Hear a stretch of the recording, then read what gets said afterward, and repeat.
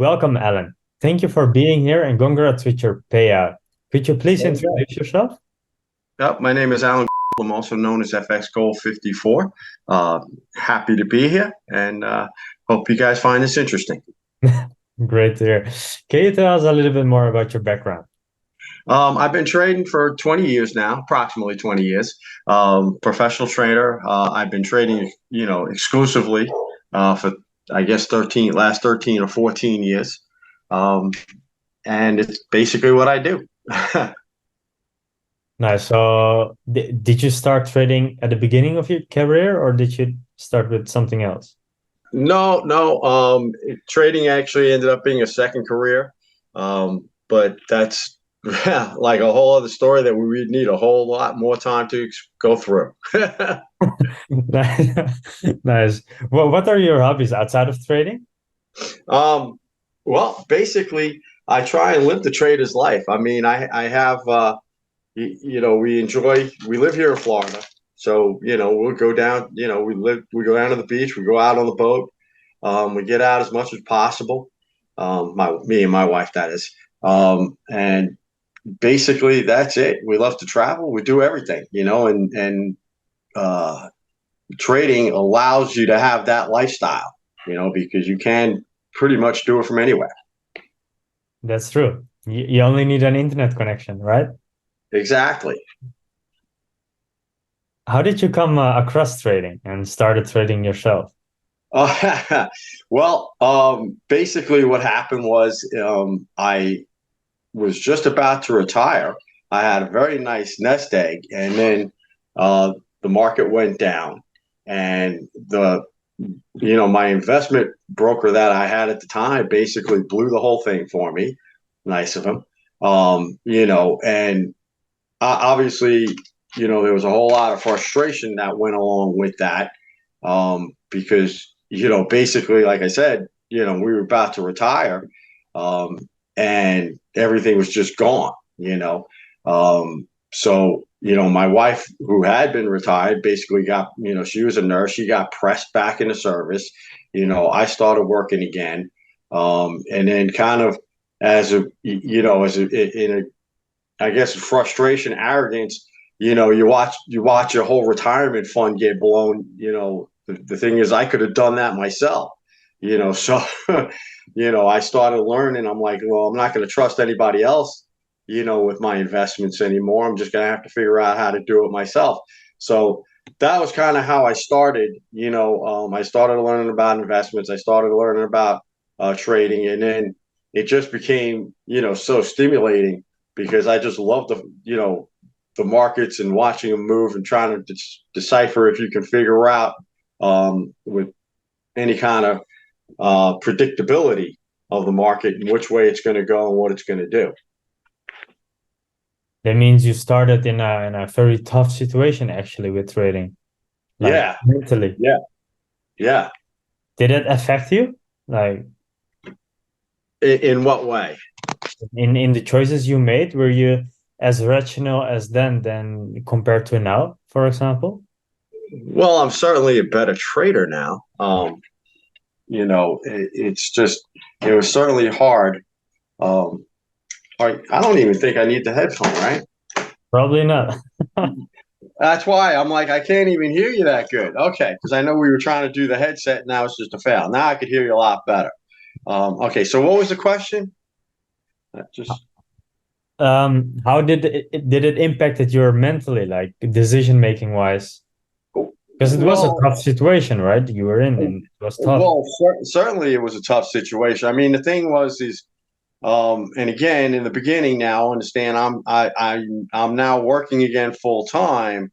It was just that I didn't, I didn't start out saying, okay, I'm going to become a professional trader. I basically I started out saying that I wasn't going to trust my investments to anybody again. I was going to continue working, obviously, and when I made enough money to retire again, I'd be handling the retirement funds. I wasn't, planning on, becoming a professional trader. That was just a byproduct of it. So But Well, the first couple of years, it was just really more of learning of an education, so I can handle my own investments. And then, as I became more acclimated with it, I started, actively trading, and continuing in that sense. You actually started in a really tough situation, and yeah, you made the best out of it. We Yeah, can say that, absolutely. right? Yep. That's amazing to hear. Can you Yeah. tell us a little bit more about why you chose funding pips? Well, Funny Pips, is a nice up and coming prop firm. They have a lot of great. The parameters are very good. The price is very competitive. So it was just a great idea to start with them. There really wasn't that much information about them, but what was out there was positive, and I can confirm, right? Certainly that you guys are doing good, and you work with me, and there was some situations in the beginning because it was an issue because I always use a VPS, and I think every trader should use a VPS. Well, I just do. I've had problems in the past where you use your home computer and you lose internet, and then what do you do? You Yeah, know, you use a VPS, and this way you always have a connection, right? So your trades aren't gonna get screwed up because you can't manage them because because you don't have an internet connection. But that's so I did. I joined Funding Pips. I've had a good experience with them, and in fact, I just passed the second evaluation. So now uh, onboarding with my second funded account. yeah. So probably by the end of the week, I'll have two funded accounts going. I'd probably be buying another evaluation today. Now, are you thinking about merging them into one account or keeping them? I thought about it, but I think I'll keep them separate. Um, and really the reason is it's just a precaution. If I screw one up, I don't screw them both up, right? Yeah. Yeah, Well, that's a plan. the truth about it is anybody who's been trading can tell you, you can plan and you can do your analysis, but things don't always go the way they're supposed to. So in my mind, and I've learned, in my mind to I look at it from the downside now, where I used to be probably like 90% of everybody else is, well, how much money can I make? I'm always more concerned about the downside. How much can I lose and what effect that's going to have? And that's on a per account basis, but it's also, if I'm running two accounts, I'm not going to risk them both, in the same type of trade. I'll trade different symbols, I'll trade different time, whatever it is, just to keep them separate and make sure that that they both stay alive. I mean that's another thing. People talk about consistency. I actually prefer to use the word survivability, the term, because in trading, it's really about surviving and staying in the game. Because if you can stay in the game, you can make money. That's true. The long run. Yeah, in the long run. I mean, that's the thing. This is all, hey, I've been trading exclusively for about 15, 16 years now, right? So, and this is the way I make my living. So, that's exactly it. It's not about, hey, I'm going to make a ton of money, this week and then blow the account next week because that does me no good, right?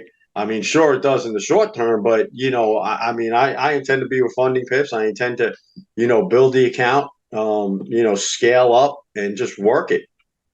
You know, Great. Sounds that you have your vision clear.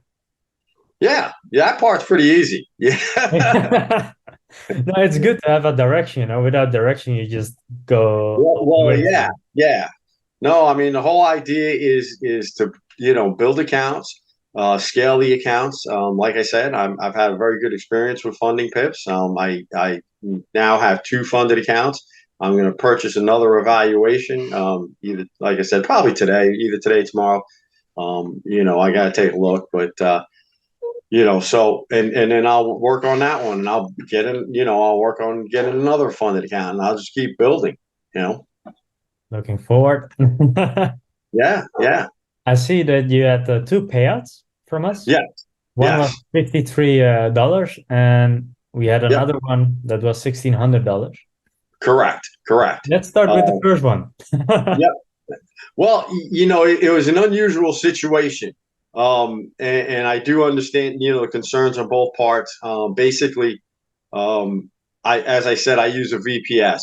So once I did pass the evaluation the first time, and it was $100,000 evaluation, there were concerns about, the fact that I log in and my home address is in Florida, but I'm trading from, somewhere in London, Mhm. right? Well, that's not, that's my VPS. That's the VPS location. So, um, again, I'm not sure who it was on the other end of it, but we kind of went back and forth.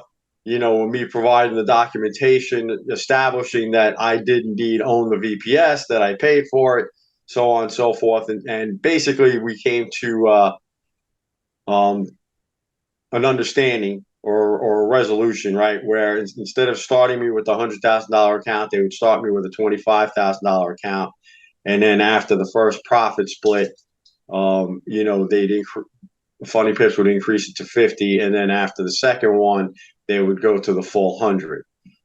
So that was the first one, which was 5360, which was off a $25,000 account. Obviously, again, it's you talk about goal oriented, right? Well, I all I needed to do was have a profitable month in order to increase the account. So that's what I did. I had the profitable account, and that was fine. And then we increased it to 50, and then um, once we increased it to 50, uh, they wanted a 2,000. I'm sorry. Well, it was 2,000, but a 4% profit. Right. So that's what I did. I got the 4% profit, right? Yeah. Which is that profit split right there, right? There's the 4% off of 50,000, which is 2025, right? So um, so that was the idea. That was the goal. Easy enough. Well, nothing's ever easy in trading, but so now I have $100,000. Well, I actually had $200,000 accounts because the other one was, slotted as 100,000 and started that way. So I now have the $200,000 accounts and looking to move forward. Great to hear. I'll throw in that the payment process was very easy, very straightforward, and done really probably like within an hour or two. That's great. Did you choose for bank transfer or No, I did a crypto transfer. how was your experience with the crypto transactions? It was very good. It was very good. Crypto is actually something that's new to me. So it's a new experience, but yeah, like I said, the experience was very smooth, and the funds were in my account, within an hour or two. And again, crypto being a new thing, especially new to me, I know it's been around for a couple of about 10 years now, but certainly new to me, and certainly using it has been new to me. So I'm very happy that those transactions went smoothly. It's certain faster than bank transfer. Well, absolutely, absolutely. So that's great. Yeah, looking at your account, you have a 70% win ratio. Isn't that impressive? That's impressive. Yeah, Uh, look, those are some very good numbers right there. yeah, indeed. 2.22 fourth factor. Indeed. So I'm sure our viewers would love to know more about your trading strategy. What can you tell us a little bit about your approach? Well, again, I've been trading a long time, and and in fact, I even wrote a book a couple years back. Um, but my trading style has adapted, and one of the most important things I can tell anybody is you not only need to have a trading strategy that fits you, but the strategy has to fit the time frame that you're available. Because there's no sense, uh, there's no sense in having a trading strategy designed, say around the European and London Open if you're not around to trade it, right? Or you're only available 1 or 2 days out of the week. Because again, when I started my trading journey, I had a full-time job, right? So I had to work around that job. I had to trade around that job. So that's always an important thing. But as I've grown older and I've learned more, my strategy these days is just very simple. Um, I trade off of the larger time frames just because I can get a better risk reward ratio. Um, and I just think it's a little easier. I mean, I started out probably like a lot of people as a scalper, and the problem with scalping in my experience is that it's very hard to get a positive risk reward ratio, right? Because as soon as you enter the trade, you're down the spread, you're down the commission. So you have to make not only you got to make that all back before you even get to flat, right? And then you got to try and be on the profitable side of it. And I was a pretty good scalper. I was able to make money that way. I just, it was hard. It was very hard. It was mentally draining. It was physically draining. Um, you know, and I figured out that if I slide out a little bit, and I can get a better risk reward, hey, I could put a trade on and let it run, really where I don't have to watch it, you know, and it's just nothing in trading is easy. So let me just put that out there. I find trading very, very hard, but it's easier than scalping, in my opinion. It's hard. Make no mistake. I will never say anything about trading is hard. Is easy. To me, trading is one of the hardest things I've ever tried to do. And knock on wood, I've been successful enough where I can be a full-time trader. But I do find it very hard and very challenging. You mentioned the commissions and spreads. How was your experience with the trading conditions at funding pips with the Yeah, spreads, the slippage, etc.? the conditions are very good. Again, they are very good.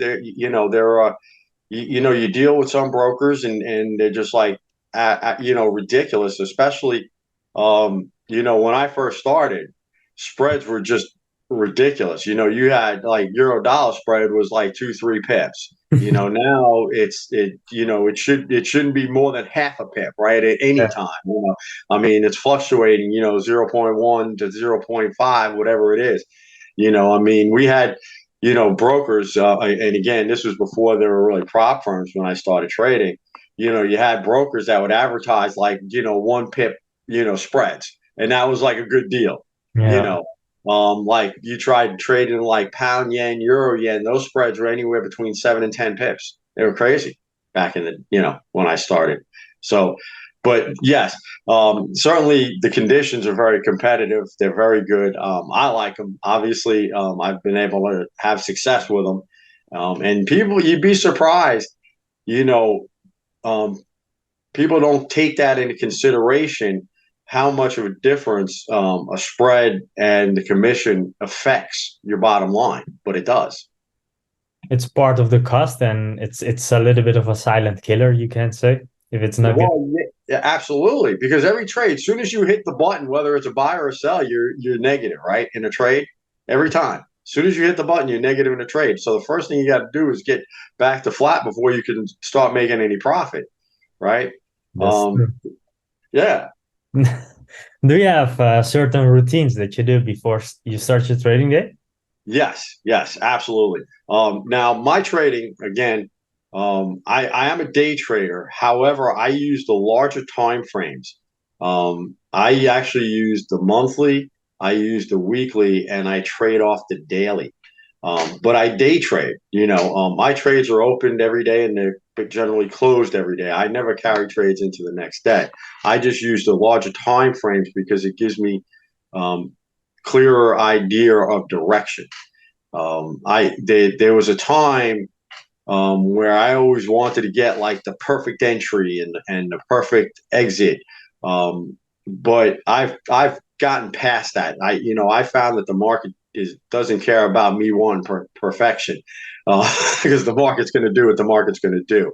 So, um, I can get my general direction. I get my direction, and then I'm just looking for either support or resistance to get in. I don't care about having that perfect entry anymore or that perfect exit anymore. So I can trade off the daily, and just get my direction from there. Sounds great. I think our viewers are looking forward to see your trading view. Yeah, well, and again, I haven't used TradingView in a while. I Yeah. do usually just use MT4, Mhm. but for you guys, I pulled it up. I was able to get back in my Yeah. account. I think I may have screwed up my analysis, but it's okay. It might turn out better because I can actually do it, and you guys get an idea of what I'm looking at. Okay, so what I do, right, is I start out here. We have euro dollar, and this is a monthly, right? Okay. And I mean, we can go all the way back there, but I'll just give you short ideas, right? Resistance, yeah, support. Okay. Very simple, right? Comes up here, kind of goes down. This is just general, gives me an idea of where it's going to start stalling, possibly where it's going to start turning around. So now I come down here to the weekly, okay? And I'll throw some trend lines on. All right. It would have been this one here.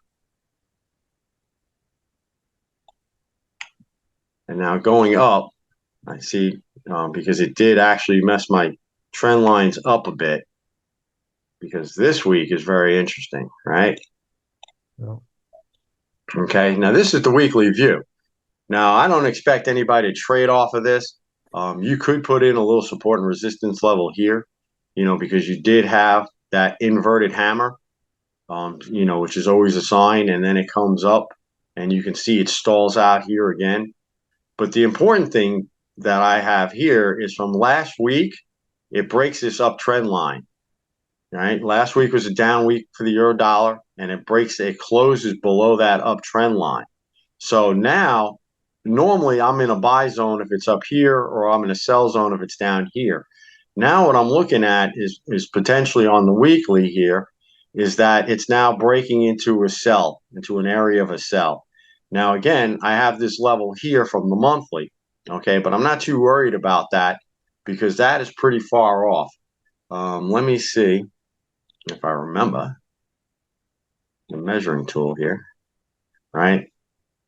That's about what, 262 pips, well, something like that, you know? yeah, we are Um, talking about the bigger time frame now. well, right. That's what I'm saying. So I'm not too worried about that. I mean, I know if I get in a trade here and it runs down to there, I'm having a party. Uh, right. So um, now I break it down to the daily. Okay. And this is what I'm looking at. Right. So here I have from the daily today, it's kind of stalling out. This was Friday. You have this. Now, there's one or two things that I would anticipate that are going to happen with this in the next week, right?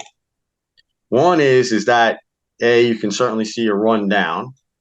Okay, I don't know if you guys can see that line. Let me see Yeah. if I can. Let me see if I can change the color of that. Let's make it. Yeah, let's make it that. Okay. Or what I would really expect to see happen is the market to do a little bit of this, then possibly pull back up here and then do that. Right. And this is where I'm looking. If I see the market pull up here, I'm going to be selling this thing like it's nobody's business. Okay. Now for today, I actually didn't take a trade here today, but what I'll be looking for is really a breakout to the downside. So depending on how long this consolidates, and again, it's fine. The consolidation is consolidation, right? You come down here to the 15. I'll drop this in for you so everybody can see it a little bit better. Okay. I'd be looking for, this is our level here. This is my little arrow that I drew on the daily. If there's a break of this level, I'll sell it. Okay. And that will get me into that other leg. So let me scoosh this up. I hope you're understanding this. Um, I don't remember how I would call, if we can call it anything, and call this like leg one and call this leg two. So that's how I'd be looking to trade it, is once I have a break of this level here, if it breaks down, I'm selling it here. If it doesn't break down, if it consolidates and pushes back up, I'd look to sell it here. So you're getting your direction from the bigger time frames, and then you scale I get down. Absolutely, absolutely. I get my direction from the bigger time frame. And what I do is, um, it's a concept that I actually learned from MTI, Market Traders Institute, which is big on Fibonacci's. Probably the best Fibonacci education there is in the market. But the concept is basically splitting the market into like a buy and a sell zone. If it's in an uptrend, right, and it's above the uptrend line, it's in a buy. If it's below it, it's in a sell zone, right? So like all here, right, I'm doing nothing but selling this whole time, when it was working that downtrend. Now you had a break of that trend line. So here I was doing nothing but buying, okay? Um, and again, most of the time I'm right. Not always, but that's where the risk reward ratio comes in. If you run a 3-to-1 risk reward ratio, you're going to be better off. Now it's probably going to consolidate, and like I said, it's going to do. It could do a third thing, right? It could pop up here. It could break back up, But I would say, there's probably a 70 to 80% chance that it continues going down. Okay, so the question is where's it going to go down, and where's a good place to get in? So I'd be looking, as I said, for a breakout to the downside here, or a retracement back up to this weekly trend line, and I look to sell somewhere after that. If I got some kind of engulfing candle would be great. Like here's an engulfing candle, right? A doji or an inverted hammer, something that nature. Give me some kind of idea that it's going to reverse, and it's being rejected off that trend line, the backside of that trend line. You trade mostly Euro USD, right? I looked in your account. Yeah, yeah, and I can. I mean, I trade other things too. Interestingly enough, I have pretty much stuck with euro dollar just because the direction has been pretty clear for me lately. And I look at other pairs, but I again, you know, when trading, I look at things, and all I'm trying to do is see if I can determine if the market is predictable. And if the market's predictable, I'll get it right. Now I look at other pairs and I analyze other pairs, but the best conditions are always going to be euro dollar, right? That's going to have you smaller spread. Pound, then probably pound dollar, maybe dollar Swiss, dollar yen to some extent. But that, it's all about predictability. And if I find a market, such as euro dollar, that in my opinion has been very predictable over the last couple of months, I'll just stay with it, and I'll beat it to death until it's not. I mean, I'll trade any market. I mean, Yeah. but the whole first thing I have to do is if I'm looking at the market, does it look predictable to me? Because that's number one, and there are times when I look at the market and I'm like, I have no idea what it's doing. So, we do in that case is we just, hit a different button, just like that. It's like, if I can't predict it, I'm going to something else. Make your life easier.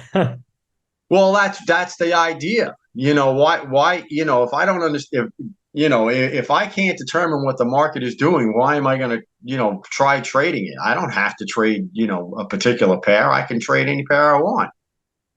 That's true. I would like to go through your biggest win on the account, which was a short on Euro USD on the 10th of May. Yep. Okay. So you had, I mean, this is very good if you want to see this, right? You What you have entered here on is, the 09, was it? no, I know. I'm going through the analysis here, right? Because I ended up getting out. Where'd I get out? Down here, right? I got out before it goes back up. Yeah, on the second touch, you went out. So that Yeah, was the first touch, and then you went out on the second touch. yeah. Um, so what you have here, right, is you have support, right? You have this level, it comes down, it kind of consolidates. Now it breaks down, and then what you have is you have past support acting as resistance.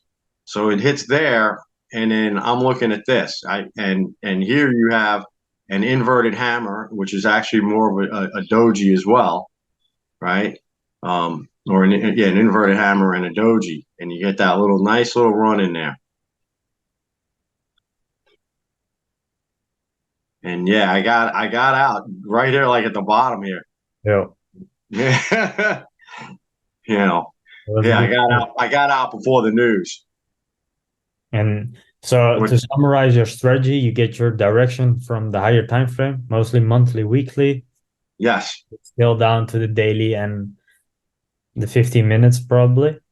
yeah. I mean, right. I can trade it from the 15. Certainly. But yeah, my direction. The biggest thing for me is trying to figure out direction. And if I can find direction, now I'm just looking for support and resistance where I can get in or where to get out. And again, you see here what this is what I was looking at was this area here. Okay, now mind you, this is how the market works, right? It comes down and it consolidates here. Okay. So I would have been expecting it to come up at this point in time, but it doesn't. It goes down. But now that level is still significant to the market. All right. It comes up, it doesn't quite make it there, but here it makes it and it gets rejected off of it. So I'm seeing this and I'm understanding it. And I'm going, okay, if it comes up and tests that area again, that's probably a good area to sell it. So that's what I do. I sell it, right? Well, so now where am I getting out? Well, now I'm looking for another short area where I can get out, right? Um, that's probably the wrong tool to use. Let me get rid of that. And again, I know these things are kind of big, um, these these markers, but just because I usually use them on the higher time frames. So I'm looking. I got this second area. So you have a double top. You got an inverted hammer and a doji. It's even engulfing the other candle. Okay, at a place that was used to be support and now it's resistance. And now I'm just looking for a support level to come as a profit target. And there it is right there. And it comes out and I do. And I get out before the news just because I'm getting out before the news. Yeah, that's great. Like I think Yeah. our viewers did a little bit. I think that it was interesting for them to see. Okay, how do you approach the market? Yeah. And yeah, as a successful trader, do you have any advice for other traders who want to follow in your footsteps to pass challenges and get funded? Yes, certainly. The first thing I do is this is a piece of advice. Here it comes. It's coming in two parts. In my experience, right, and I'm part of this, is that people get into trading for one or two reasons, right? One is they want to make a lot of money in a short period of time, or two, the excitement of it, right? Like buy, sell, sell, sell. Okay. Well, the problem is neither of them is the right reason to get into trading. Okay. Well, it's true, and believe me, um, you can make a lot of money. You can have a very very good lifestyle as a trader. Just it takes time, it takes work, it takes patience. Trading is something that anybody can learn, in my opinion. It is a learnable skill, but it does take time and it does take work and it does take patience. And as far as the excitement goes, the best thing I could tell you to do is make money trading and go away and have your excitement on a vacation, to a beach somewhere. Uh, you know, that's how you get your excitement. Don't get the excitement from the market because that's the wrong place. The only thing you should be trying to get from the market is money. The only purpose the market serves is to make money. It doesn't serve. It's not there so I can be excited, have a good time. It's there so I can generate money and I can live a good life. I think that's So a good success for a lot of traders out there, especially the young traders, I think. And well, yeah, yeah. I mean, I get it because I was there. I mean, I was one of those guys. I probably went through everything that they're all going through too now. But you just have to have the patience, the perseverance, develop a system, test the heck out of it, back test it, forward test it, demo test it, and then what you do is you take the money for an evaluation, you pay for an evaluation, and you just say that money is gone, right? You say this is part of what I'm going to do. I'm going to I'm going to take this money, I'm going to buy an evaluation, and I'm going to run my system that I have tested the heck out of. And if I've done everything correctly and I stay true to my system, you'll be okay. It'll work out. do you prefer like depositing money on a brokerage account and let's say $500 and you can lose it, Well, or buy a well, challenge? yeah. Well, I'd rather buy a challenge, right? I mean, it's the beauty of a prop firm is that again, it's your money, right? Yes, I have an evaluation, and again, I at this point in time, I look at trading. It's a business for me, right? So the question is I have $200,000 accounts with funding pips, right? So the question is do I put $200,000 of my own money up, okay, or do I, put up $500 or $1,000 to do an evaluation? And if I'm successful in the evaluation, I also get that money back, right? Yeah, So basically, it doesn't cost me anything, and now I'm not risking my money, but obviously it's a partnership, right? I mean, if I generate money on the funded accounts, everybody does well, you know. that's true. I want to thank you, Alan, for sharing your story, sharing your strategies, sharing your approach. Yeah, yeah. Thanks for having me on. I greatly appreciate it. Maybe there will be a second time. I hope. All right, we can do that. All right. Thank you. Okay, take Have a care. Bye great bye. day. Take care, Alan. Bye.